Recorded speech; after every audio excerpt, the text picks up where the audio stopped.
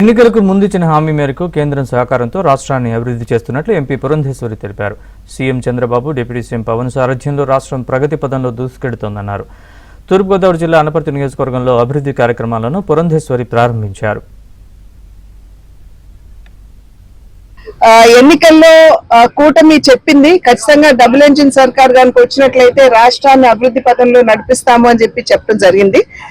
ఇచ్చినటువంటి మాటకి అనుగుణంగా అధికారంలోకి వచ్చిన నాటి నుండి అక్కడ మోదీ గారి సంపూర్ణ సహకారంతో ఇక్కడ చంద్రబాబు నాయుడు గారు, పవన్ కళ్యాణ్ గారి నాయకత్వంలో రాష్ట్రం కేంద్రం ఇచ్చేటువంటి నిధులన్నింటినీ కూడా అందిపుచ్చుకుంటూ మరి రాష్ట్ర సర్వతోముఖాభివృద్ధికి ఏ విధంగా పాటుపడుతుందో ప్రజలందరూ కూడా గమనిస్తున్నటువంటి నేపథ్యం కనుక మున్ముందు కూడా రాబోయే కాలంలో కూడా కూటమి ఇదే విధంగా సంపూర్ణమైనటువంటి సమన్వయంతో పని చేసుకుంటూ ముందుకు వెళ్తుంది అని తెలియజేసుకుంటూ రాష్ట్ర అభివృద్ధికి, ప్రజల సంక్షేమానికి కట్టుబడి ఉన్నది అనేటువంటి విషయాన్ని కూడా తిరిగి నొక్కి వక్కాను.